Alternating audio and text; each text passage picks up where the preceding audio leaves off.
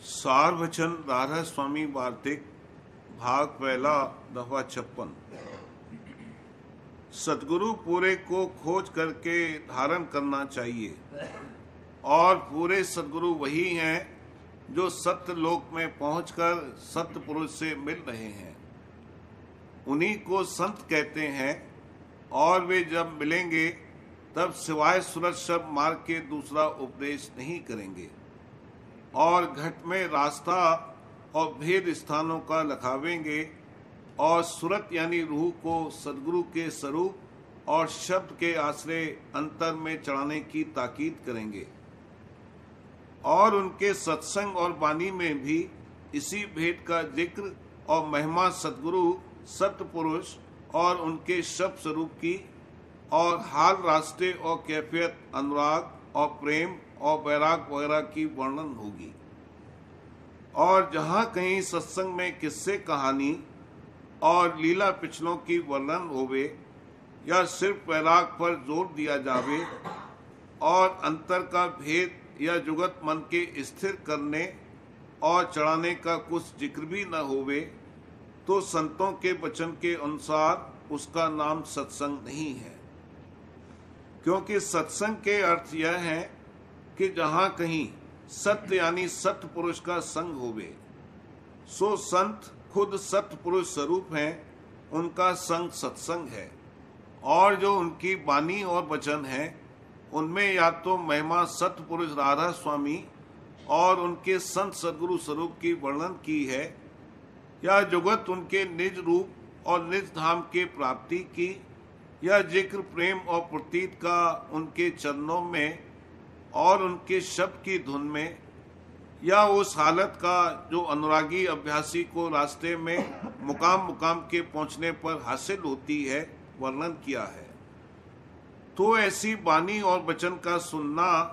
और उसको विचारना और उसको धारण करना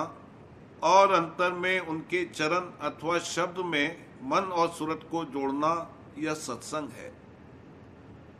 और मालूम होवे कि हर मत के पिछले ग्रंथों में जगह जगह निहायत महिमा सत्संग की करी है कि जरा से सत्संग से भी कोट जन्म के पाप कटते हैं और जीव का कल्याण होता है। सो इसकी पहचान जो कोई चाहे सतगुरु के संग में यानी चाहे उनके चरणों में रहकर वाणी वचन सुने और दर्शन करे और चाहे उनके अभ्यास में मन और सूरत को जोड़कर परख लेवे। सो जो कोई ऐसी पहचान करेगा उसको आप इस बात की सचोटी की प्रतीत हो जावेगी और वह आप देख लेगा कि थोड़े दिनों के संग से और थोड़े अरसे अंतर में संतों की जुगत की कमाई करने से क्या फल प्राप्त होता है।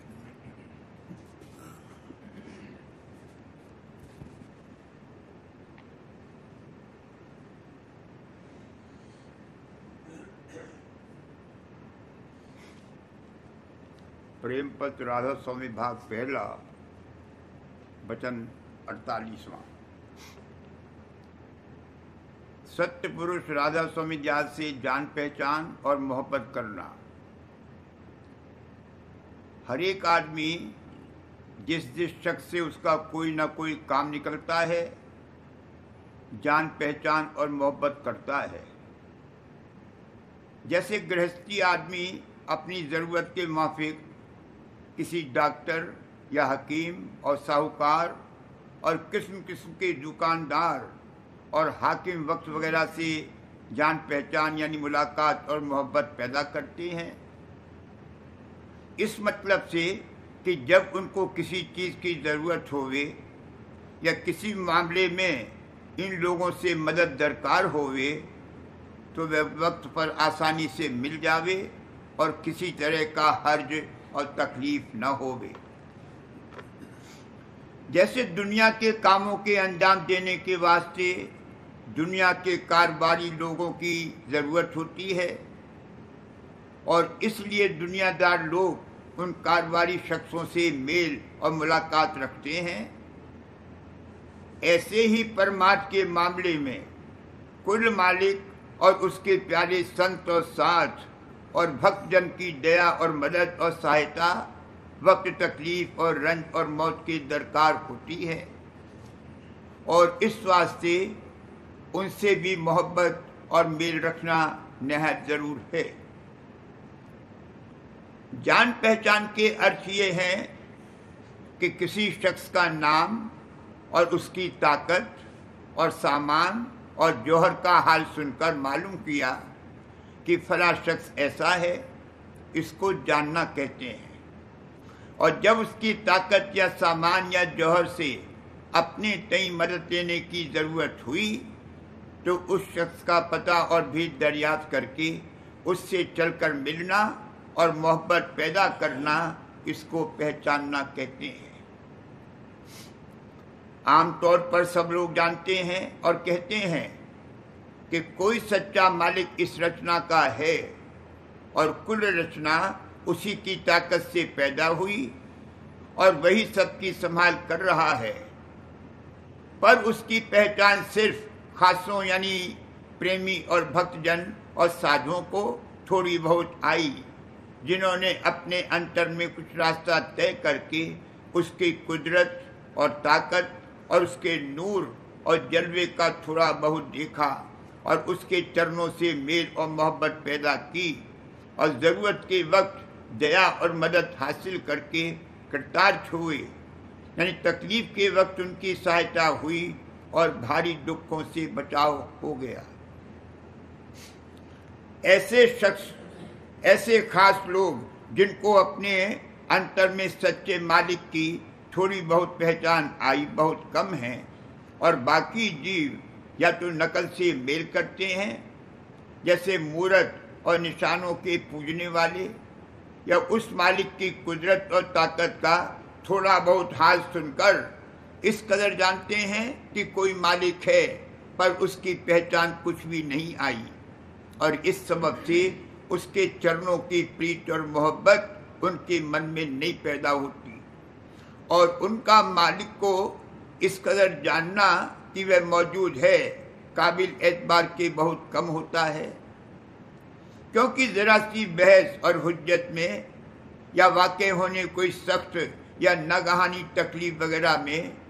उनकी प्रति जल्द डिगमिग हो जाती है, और कोई कोई विद्यावान मालिक के मौजूद होने से इनकार करते हैं। वो सख्त भूल और गलती में पड़े हैं और इस कसर का नुकसान आइंदा भोगेंगे। जो जीव अपना इस जिंदगी में और आइंदा भला चाहते हैं,